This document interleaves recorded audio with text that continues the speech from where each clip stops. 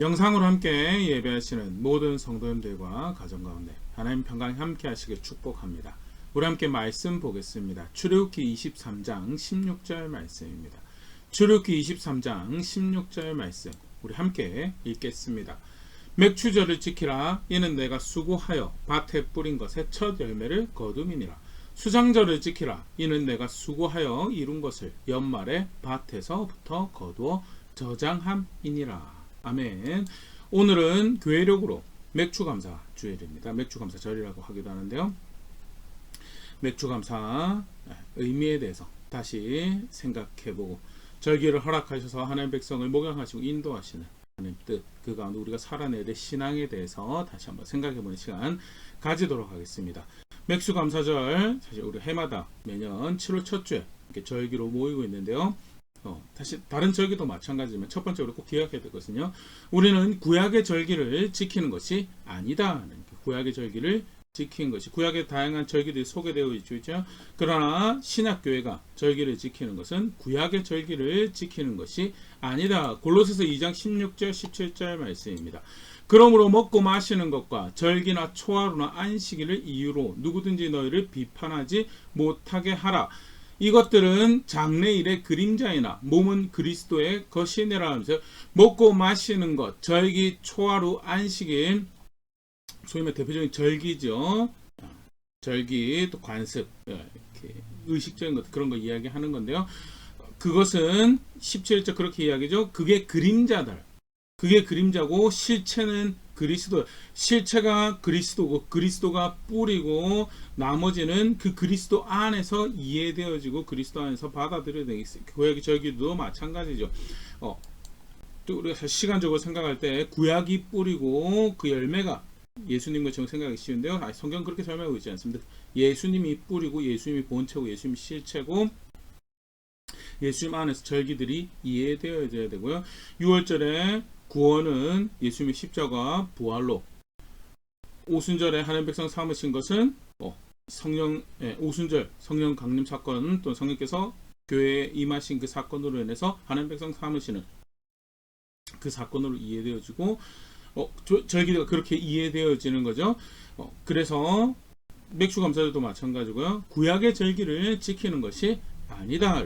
두 번째, 그러면 좀 전에도 이야기 드렸지만 구약의 절기를 지키는 거죠. 맥추감사절도 사실은 구약의 맥추절을 지키는 것이 아니다라는 거에 대해서 기억할 수 있으면 좋을 것 같습니다. 그럼 구약의 맥추절은 무엇인가라고 할 때 간단하게 맥추절 우리 살펴보면서 사실은 이름이 비슷하기 때문에 구약의 맥추절을 바로 연관하여 생각하기 쉬운데요. 실제로는 사실은 우리 한국교회가 지내고 있는 이 맥추감사절은 맥추절이 지키는 것이 아니다는, 맥추절은 성경의 3대 절기, 이스라엘 3대 절기로 소개되어지고 있습니다.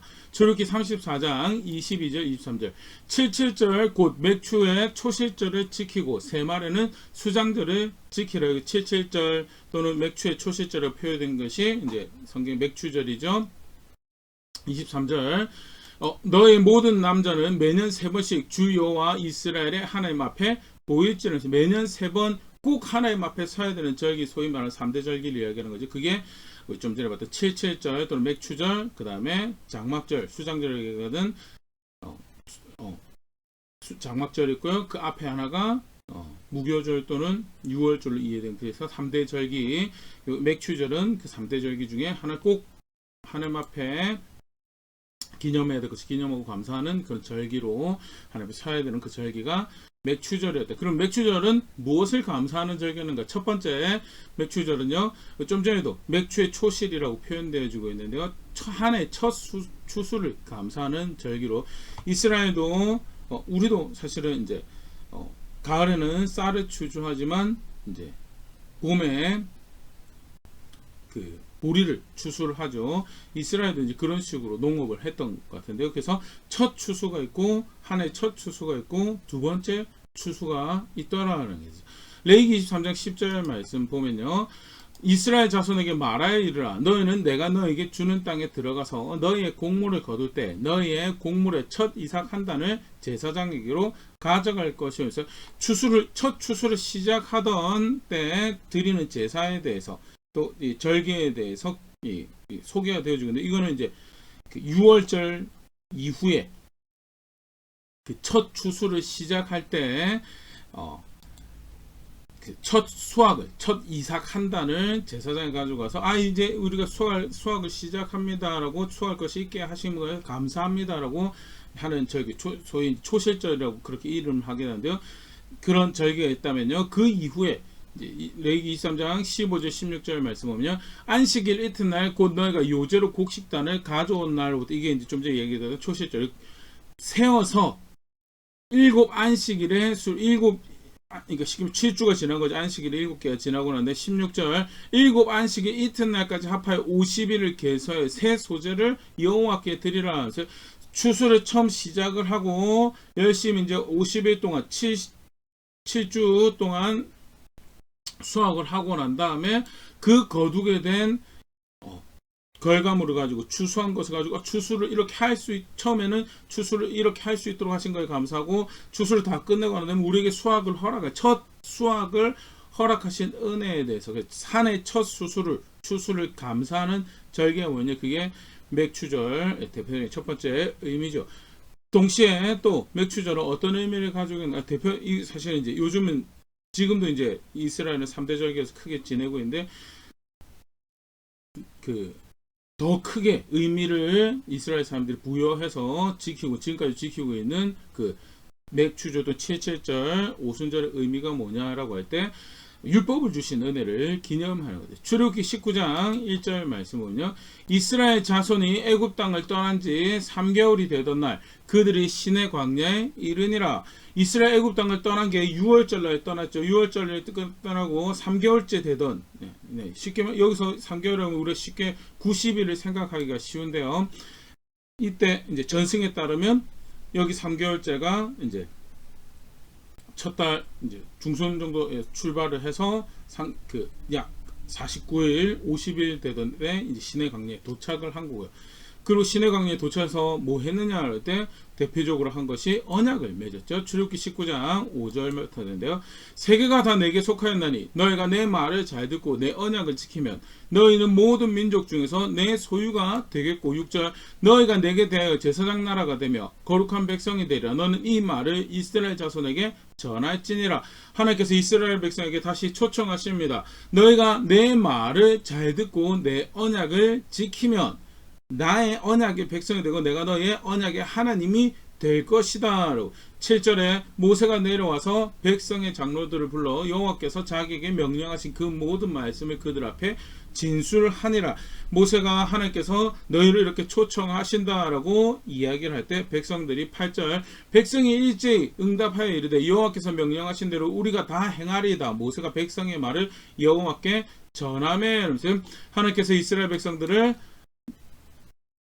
나의 언약이 백성이 되려라고 다시 초청을 하시고, 백성들이 우리가 그렇게 하겠습니다라고 화답을 하죠. 그리고 출애굽기 24장에 언약식이 체결되는 것이, 그래서 여호와 하나님이 이스라엘 백성들의 언약의 하나님이 되시고 이스라엘 백성들은 여호와 하나님의 언약 백성이 되는 그 언약식이 체결되는 것이 시내산에서 발생했던 이루 굉장히 이 성경에서 또 이스라엘 역사에서 굉장히 절정 클라이막스 같은 한 사건 중에 하나인데요. 그런 일이 발생을 하고 너희가 내 백성이다라고 주신 일종의 상징 또 특권, 그게 율법이었고, 하나가 율법이고 하나가 성막이죠. 하나님이 향할 수 있는 장소를 가지게 된 것이고 하나님의 기준을 가지고 하나님 백성으로 살아갈 수 있도록 하신 은혜가 주어진 것이 율법. 그게 율법을 다시 법을 주셨구나 그 의미가 아니고 그들을 하나님 백성이고 하나님 백성답게 살아갈 수 있는 은혜가 주어졌구나, 선물이 주어졌구나라는 율법이 받았다, 율법을 주셨다라는 것의 의미죠. 오순절 구원받 출애굽하고 50일 되던 해 그런 일이 발생을 했기 때문에 77절 오순절은 하나님께서 우리를 하나님 백성으로 삼으셨다라는 것을, 구원하시고 우리를 하나님 백성으로 삼으셨다라는 것을 기념하는 그런 절기로 지키는 것이 맥추절의 또는 77절의 대표적인 의미죠. 추수의 첫 수확에 살 수 있도록 첫 수확이 주어져서, 사실 우리도 그렇지만 보릿고개 한창 넘어가고 가을에 쌀을 수확을 하지만 이제 그 겨울에 막 이제 그거 살아남습니다. 그런데 이제 예전처럼 요즘처럼 음식이 충분하지 않을 때는 이제 그것이 막 떨어지면 보릿고기하고 힘든 시간을 버리죠. 그리고 첫 이제 보리 수확을 하고 나면 살아남았구나라는 사실은 그 시기에 절기를 하나님께서 허락을 첫 수확을 그렇게 하고 나서 하나님께서 오늘도 우리를 살게 하시는구나라는 것을 그것을 확인하는 것이 대표적인 7절의 의미를 또 다른 하나는 그렇게 하나님께서 우리 백성 삼으셨구나라는 것을 기억해내는 절기가 이 오순절, 7절절 또는 맥추절이 가지는 의미죠. 대표적으로 뭐 하는 절기인가? 다시금 받은 복을 헤아려 보는 절기였던 신명기 16장 9절 11절 맥추절에 이렇게 설명을 하고 있는데요. 7주를 셀지니 곡식에 낫을 되는 첫날부터 7주를 세어 우리 아까 살펴봤던 바죠. 곡식에 처음 낫을 될 때가 6월절 그 다음날 부터 해서 수확을 시작할 때 거기서부터 해서 7주를 7주 오순절이 50일이 지나가고 10절 너의 하나님 여호와 앞에 7절을 지키되 너의 하나님 여호와께서 내게 복을 주신 대로 내 힘을 헤아려 자원하는 예물을 드리고 복을 주신 대로 힘을 헤아려 하나님께서 어떤 은혜를 주셨는지 헤아려서 자원하는 마음으로 예물을 드리는 그런 절기였다. 그런 시기였다. 꼭 기억해 주세요. 복 주신 대로 힘을 헤아리는 그런 시간이었고 11절 너와 너의 자녀와 노비와 내 성중에 있는 레위인과 및 너희 중에 있는 객과 고아와 나 과부가 함께 너의 하나님 여호와께서 자기의 이름을 두시려고 택하신 곳에서 너의 하나님 여호와 앞에서 즐거워할지니라면서 노비, 레위인, 객, 고아, 과부, 힘이 없는 은혜가 필요한 모든 이들이 함께 은혜의 하나님을 기뻐하고 기념할 수 있도록 그들을 돕고 배려하고 섬기고 하는 일들이 함께 있어야 되는 왜? 자신도 은혜로 나에게 주신 힘을 헤아리고 그 은혜로 누리는 거기 때문에 그 은혜를 함께 나누는 그런 마음이 그런 정신이 다시 되새겨지는 그런 시간이었고요. 여기서 끝나지 않아서 설명이 12절 너는 애굽에서 종되었던 것을 기억하고 이 규례를 지켜 행할지는 하나님 백성이 되어서 하나님 안에서 은혜의 출처를 알고 은혜에 감사해야 될 대상도 알고 그 은혜를 함께 그가 기뻐하시는데 그 은혜를 함께 즐거워할 수 있는 방법도 가지고 그것을 다시 기념해내고 기억해내는 절기가 뭐냐? 그게 맥추절이었고 7절이었고 오순절이었다라는 거. 사실 이제 아까 우리가 이거 살펴보면 시작하면서도 그런 얘기 드렸는데 맥추 감사절 절대 맥추절이 아니다라는 거에 대해서 시기적으로 사실 일단 아니죠. 아까 반복해서 살펴봤지만 6월절부터 50일, 6월절부터 77, 49, 7주가 지나가고 난 다음에 행해지는 절기가 이 77절 오순절 맥추절이었고요. 시기적으로 볼 때 쉽게 말해서 부활절로부터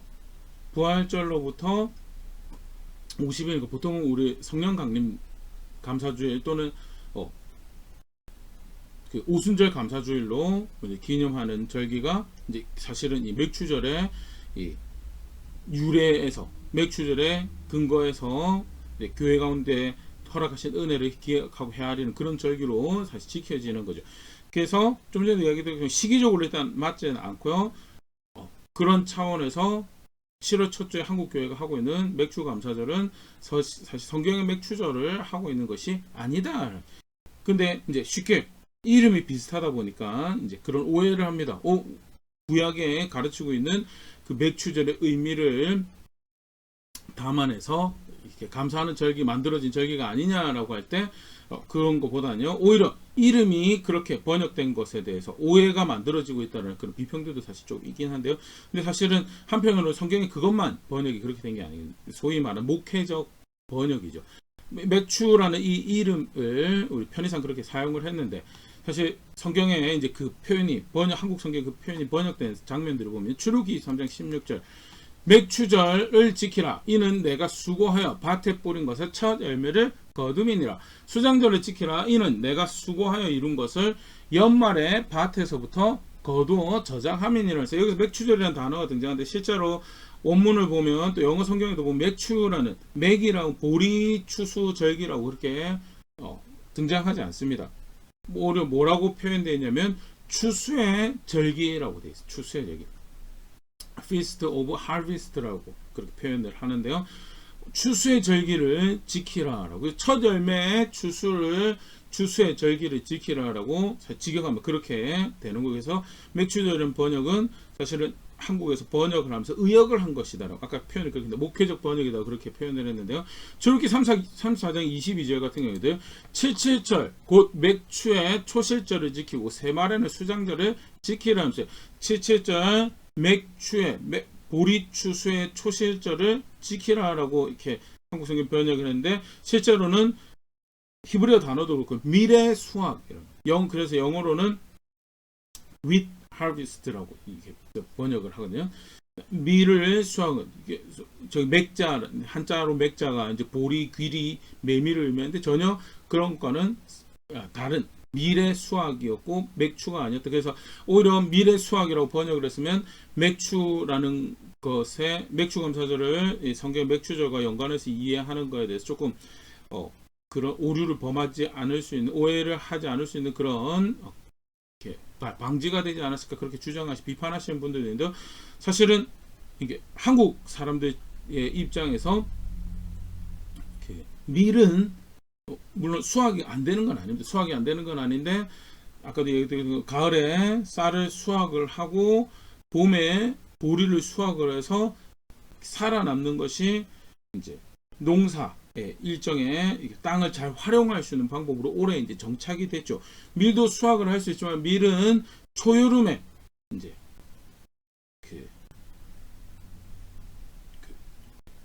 하는 농사로 이렇게 진행이 되어서 오히려 쌀 농사에 방해가 되는 걸로 이제 오래 전부터 우리 땅에서 이해가 되어 있죠. 조상들도 밀은 잘 이제 농사를 잘 짓지 않는 걸로 이제 그렇게 알려져 있습니다.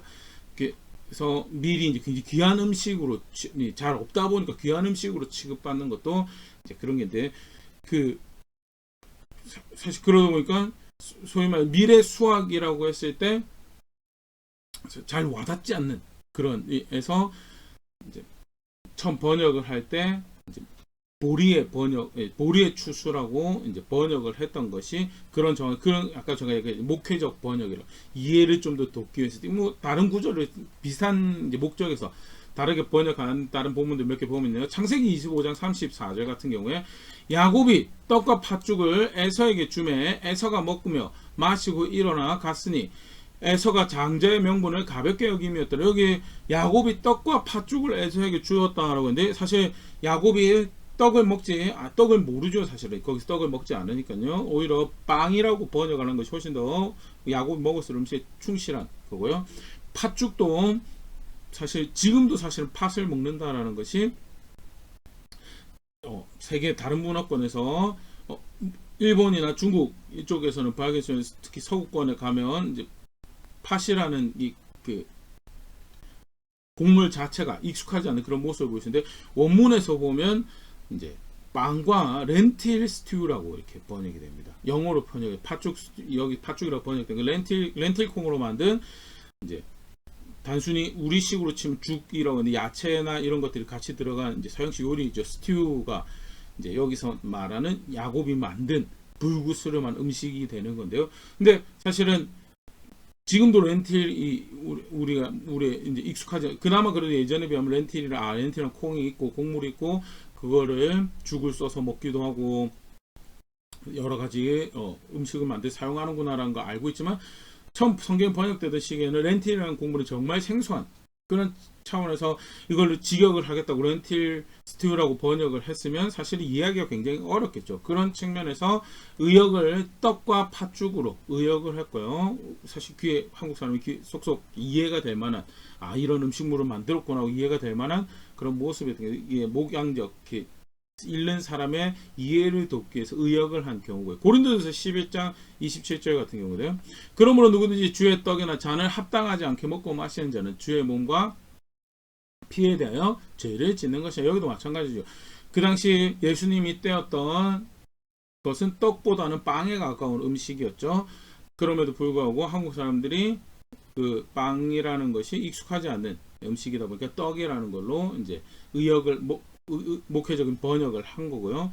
굉장히 쉽게 이해하고 그런 음식물을 나눠서 몸을 상징하고 예수님을 기념할 수 있도록 하였구나라는 것을 볼 수 있는.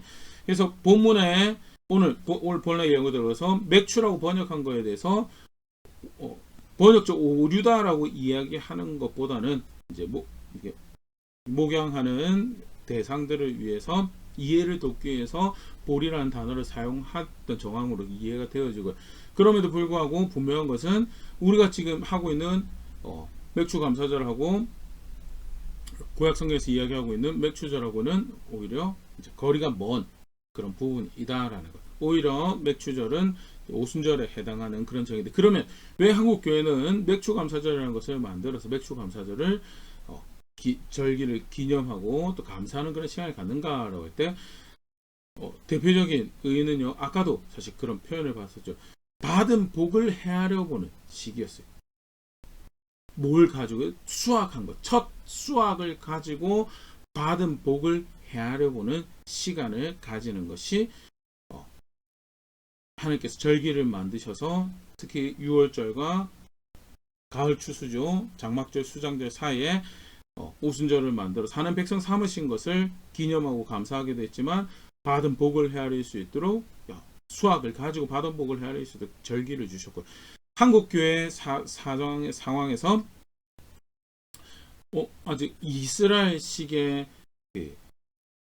맥주절은 시기적으로 맞지는 않지만 우리가 첫 수확을 다 가지고 수확한 걸 가지고 받은 복을 헤아려보면 하나님께서 우리에게 주신 은혜가 당장 손에 잡히는 은혜도 있지만 영적으로 주신 은혜도 같이 헤아려보며 은혜 주인을 향할 수 있는 그런 절기, 그런 이 시기가 7월 첫 주였고, 그래서 7월 첫 주에 예전부터 해서 맥주 감사절을 지키고 있죠. 사실 한간에서는 그러면 굳이 성경적이지 않은 절기를 만들어서 헌금을 하도록 만들려고 하는 그런 절기 아닙니까? 라는데요, 사실 그렇게 따지면 추수감사절도 미국적 전통에서 온 절기죠. 미국적 전통에서 온 절기지만 추수감사절에 대해서 한 해 수확물에 대해서 기념할 수 있는 절기를 주신 것은 하나님께서 이스라엘 백성들에게 절기를 허락해서 하나님을 은혜의 주인을 따르도록 모형하신 방식의 충실한 그런 절기, 거기 그런 이해로 추수감사절도 하고 있고요. 맥주감사절도 동일한 이해에서 이제 그렇게 한국교회가 기억하고 기념할 것에 대해서 기억하고 기념하는 그 시간으로 가진다는 것. 신명기 16장 16절 17절 말씀입니다. 너의 가운데 모든 남자는 1년에 3번 그 무교절과 칠칠절과 초막절에 내 하나님 여호와께서 택하신 곳에서 여호와를 배웁되 빈손으로 여호와를 배웁지 말고, 17절 각 사람이 너의 하나님 여호와께서 주신 복을 따라 그 힘대로 드릴지니라 하면서, 빈손으로 드리지 않는다라는 것도 중요한 이해지만요, 분명한 것은 주신 복을 따라 그 힘대로 드릴지니라. 쉽게 말해서 손에 쥐어주신 은혜가 있다는, 손에 쥐어주신 은혜가 있고, 손에 쥐어주신 그 은혜의 근간에는 뭐가 있어요? 은혜를 베푸신 하나님이 있고, 그 하나님이 자신의 백성으로 그들을 여겨서 특별한 은총 가운데 살게 하셨다는, 그래서 주신 복을 헤아려 볼 수 있는 복이 있다는. 우리도 마찬가지죠. 물론 월급 가지고 살아갑니다. 월급 가지고 살아가기 때문에 굳이 맥주 감사절이 사실 그런 식으로 접근하시는 분들 생각보다 상당히 많은 것 같은데요. 근데 그렇게 보일 수 없죠. 지난 상반기 동 2023년 한 해 반을 살아오도록 하신 은혜가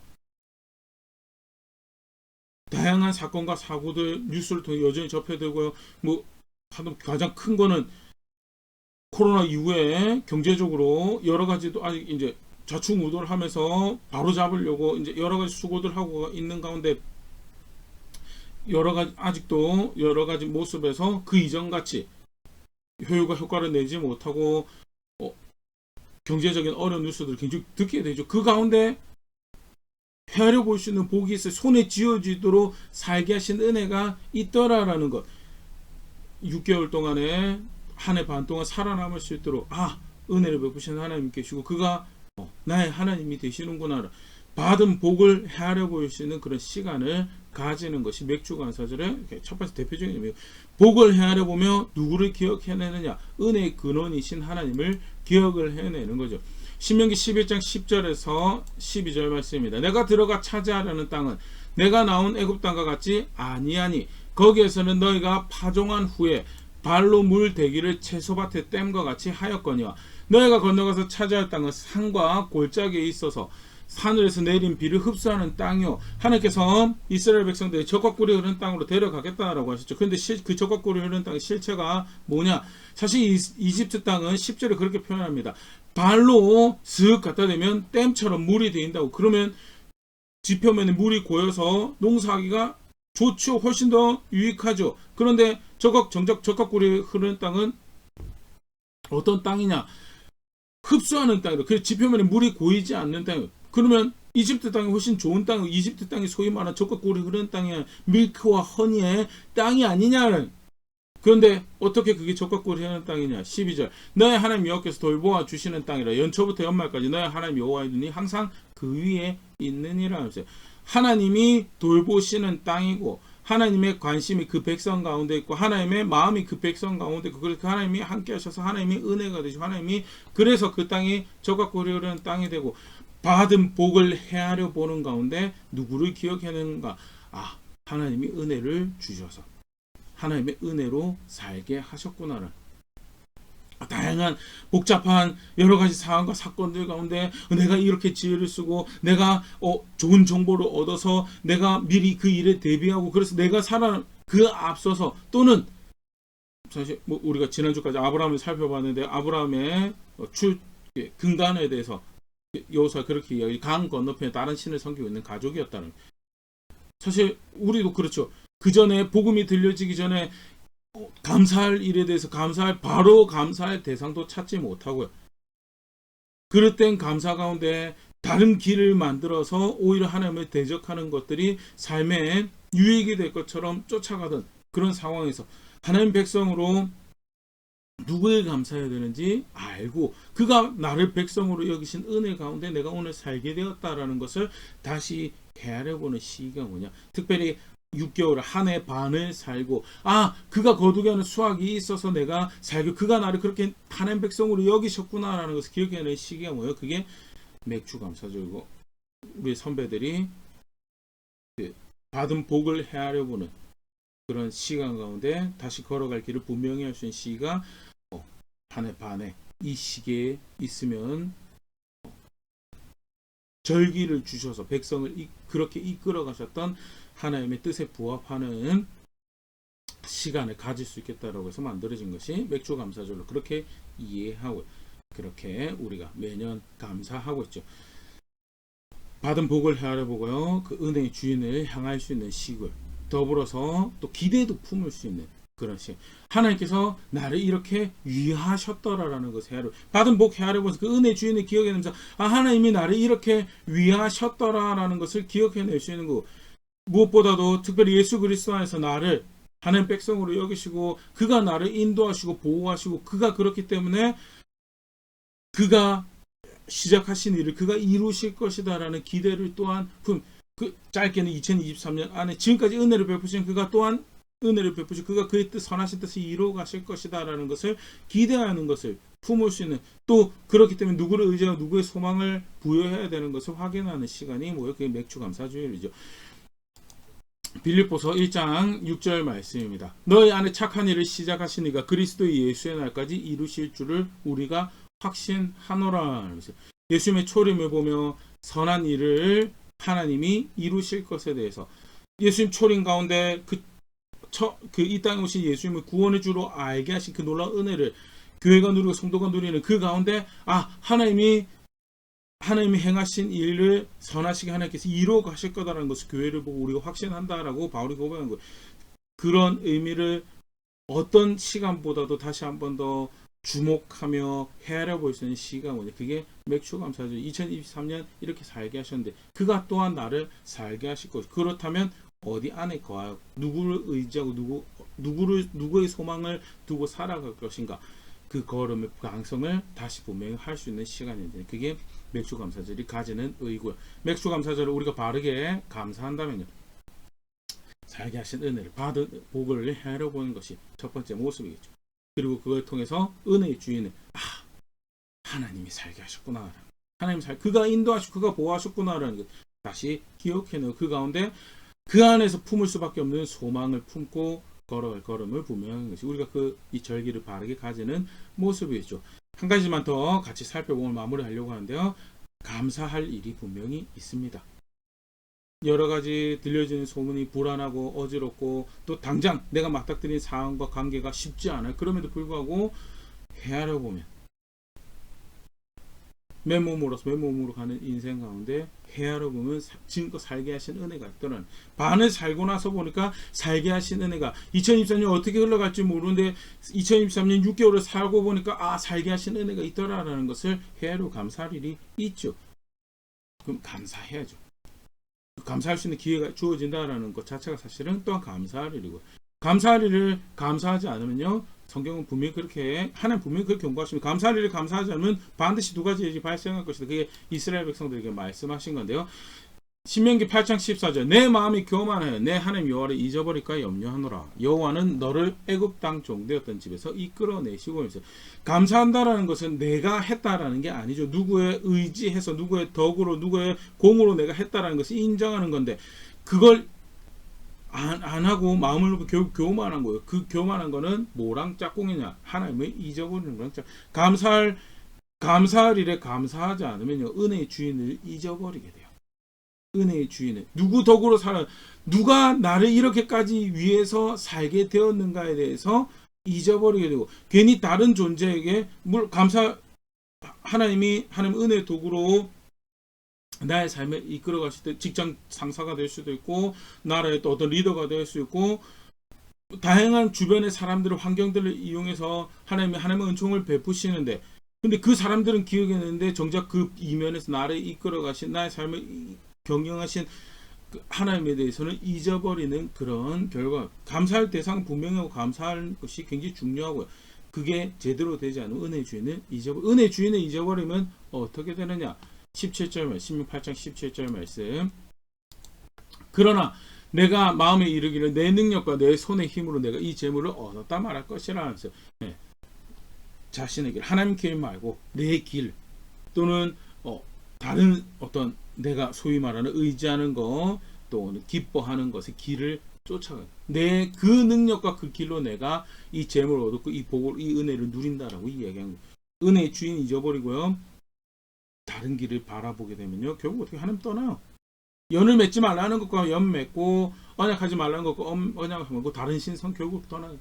다른 성공의 철학과 성공의 질서에 영혼을 팔아는 마음에 이르고 결국 구원이 되지 못할 것들을 향해서 그게 어디서부터냐 감사할 일을 감사하자. 내가 한 게 아닙니다라고 인정해야 될 것을 내가 마치 내가 한 것처럼 그렇게 할 때 그런 일이 발생하는. 그러면 반대로 진짜 바른 감사는 뭐냐?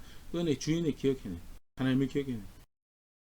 다른 신들 감사할 사람들한테 감사해야 돼. 그러나 궁극적으로 그 감사할 사람들 이면에서 역사를 펼쳐가시는 은혜의 주인을 하나님께 감사한다고 해서 사람들에게 감사하지 않는 건요 고르반하는 거랑 똑같습니다. 하나님께 감사했으니까 다른 사람에게 감사하지 않아도 된다. 성경 절대 그렇게 가르치지 않아요. 하나님께 진짜 감사한다면 뭐 어떻게 하라고요? 부모를 공경하라고요. 부모 순종하라고. 그게 하나님께 감사하는 모습의 하나로 동전양면처럼 반드시 있어야 되는 모습이죠. 본론 내용을 들어서 하나님께 감사한다고 하면요 하나님 은혜의 주인을 누구 은혜로 살아가는지를 바르게 기억해내야죠. 신명기 8장 18절 말씀입니다. 너의 하나님 여호와를 기억하라. 그가 내게 재물 얻을 능력을 주셨으면 누구 덕으로 살아가는지 누가 나를 이렇게 위해서 진짜 누가 나를 위하는 존재인가에 대해서 기억해내는 것이 그게 바른 감사의 문제. 이와 같이 하심은 내 조상들에게 맹세하신 언약을 오늘같이 이루려 하심이니라. 기억해야 될 은혜의 주인을 기억해내는 그의 도우심으로 그의 은혜로 그가 나를 위하시는 분이구나라는 것을 기억해내는 게 바른 감사의 모습이고 실제로 그가 나를 그렇게 위하신다는 것을 안다면요 그 은혜의 주인을 향한 삶을 살아가는 것이 그게 진짜 바른 감사의 모습이죠. 마태복음 6장 31절입니다. 그러므로 염려하여 이르기를 무엇을 먹을까 무엇을 마실까 무엇을 입을까 하지 말라. 이는 다 이방인들이 구하는 것이라. 너희 하늘 아버지께서 이 모든 것이 너에게 있어야 할 줄 아시니라. 무엇을 먹을까 무엇을 마실까 무엇을 입을까 걱정하고 그거 살아가는 거, 그거는 하나님이 없는 이방인들이 하는 것이다. 하나님은 살아계신 하나님이고 너희를 위하시는 하나님으로서 너희를 돌보시고 인도하시고 보호하시는 하나님이시고, 그가 들풀도 입히시고 먹이시는, 하늘새도 먹이시는 하나님으로 그가 그의 자비하심 가운데 공급하시고 이끌어 가시고 그 필요한 은혜를 베푸시는 분이시다라는 것. 실제로 그렇다면 그런 하늘 아버지를 안다면, 그런 공급하시는 은혜의 주인을 안다면 살아야 될 무엇이 뭐냐. 33절 너희는 먼저 그의 나라 그의 의를 구하라. 그리하면 이 모든 것을 너에게 더하시리라. 그 하나님 뜻이 이루어지고 그 하나님 통치가, 그 뜻이 이루어져서 그의 통치가 펼쳐지고 그 앞에 바르다 하는 것이 반드시 내가 살아내야 될 모습으로 그게 결국 그의 나라 그의 의를 구하는 거죠. 그게 은혜의 주인을 아는, 그게 바른 감사. 내가 그 주인을 압니다. 내 감사해야 될 대상을 알고 있고 그가 나의 공급자이십니다. 나의 은혜의 주인이십니다. 그가 나를 살게 하시기에 또한 그가 나를 살게 하실 것입니다 라고 아는 사람들이 살아가는 이렇게 바른 감사의 모습이죠. 은혜의 주인을 기억하고 그 은혜의 주인의 삶을 기대해야 될 것, 소망을 두어야 될 것에 마음을 두고 살아가는 것이, 그게 바른 감사의 모습이다. 간단하게 매추감사절, 한국의 매추감사절과 또 실제 그 절기를 바르게 사용하는 모습에 대해서 간단하게 살펴봤는데요. 말씀을 다시 한번 돌아볼 수 있으면 좋을 것 같습니다. 직접적으로 성경에 등장하는 절기냐, 그건 아닙니다. 우리 간단히 살펴봤지만, 그럼에도 불구하고 그런 절기를 두셔서 하나님 백성이 마땅히 가지도록 하신 자세, 또 그 의의를 담아내는 절기로는 아주 훌륭하게 한 해 중간 가운데에서 받은 은혜를 다시 헤아려보고 걸어갈 걸음을 분명할 수 있는 그런 시간으로 좋은 한국교회 전통이, 한국교회 유익이 맥주감사절이었다라는 것 같이 기억할 수 있으면 좋을 거고요. 무엇보다도 주어진 이 시간에 우리가 해야 될 것이 받은 복을 헤아려보는 거예요. 하나님께서 어떤 은혜를 베푸셨는가. 분주하고 바빠서 그냥 감사하죠, 그렇게 지나가지 마시고 꼭 한번 헤아려 보실 수 있으면, 그게 사실은 이 절기를 보내는 바른 방법이죠. 어떤 은혜를 주셨고 어떤 은혜 가운데 나로 살게 하셨는지, 그가 어떻게 나의 힘이 되셨고, 궁극적으로는 사실은 어떻게 내 삶에서 착한 일을 시작하셔서 나로 하여금 예수 그리스도 안에서 하나님을 아버지라고 알게 하셨는지, 거기서 그리고 그가 나를 백성으로 여기셔서 나의 걸음이 그 안에서 또 누릴 수 있는 것들을 이렇게 허락받고 살아가는지에 대해서 먼저 헤아려 볼 수 있으면 좋을 거고, 그 가운데 방향이 은혜의 주인이 계시구나, 그가 나를 이렇게 위하셨구나, 누가 정말 나를 위하는가라고 주위 사방을 돌아봐도 정말 누가 나를 위하는지를 알 수가 없어서 무엇을 이때어 살아가니 막막한 그 인생에서 나를 정말 이렇게 위하시는 분이 계시는구나 라는 것을 다시 그 가운데 분명히 할 수 있으면 좋고, 그러기 때문에 그를 의지하는, 그 소망을 마땅히, 그래서 그의 나라 그를 구하는 자리에 있는 것이 사실 오늘 절기를 맞닥뜨리는 우리가 해야 될 감사의 모습이 바른 고백일 텐데, 어떻게 나는 살아가고 있는, 어떻게 그 은혜 주인을 아는 백성처럼 살아가고 있는, 다시 한번 돌아볼 수 있습니다. 혹시 감사할 일들이 분명히 있는데 스스로 아닌 척하지만 마음이 높아져서 제대로 감사하고 있지 않아요. 충분히 감사하지 않으면서 결국 그렇기 때문에 자기 귀에 만들어서 여전히 그게 지혜가 되고 성공이 되고 행복이 될 것처럼 그렇게 달려가고 다름질하고 있는, 그 자신뿐만 아니라 안타깝지만 자녀들에게도 그걸 답습시키고 있는 그런 자리에 있지는 않은지 다시 점검해 볼 수 있으면 좋을 것 같고요. 절기를 주셔서 은혜의 주인을 기억하시고 받은 복을 헤아리는 가운데 은혜의 주인을 기억하게 하시고, 그리고 그러기에 소망을 두고 걸어가야 될 걸음을 걸어갈 수 있도록 격려하시고 도전하신 그 은혜가 하나하나 이렇게 헤아려지면서 걸어갈 걸음 분명히 하는 자리에 있는, 또 그 가운데 바른 선택들 만들어가는 제가 될 수 있으면 좋을 것 같고요. 그렇게 성숙해져가는 교회 될 수 있으면 좋을 것 같습니다.